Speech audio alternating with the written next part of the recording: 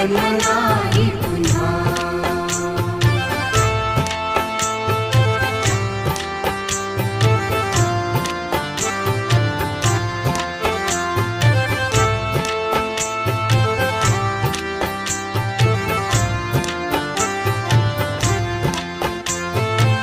हा जन्म आहे सद्गुरु कृपेचा, हा जन्म आहे सद्गुरु कृपेचा, हा जन्म आहे सद्गुरु कृपेचा। हरि ओम स्वामी समर्थ म्हणा, हा जन्म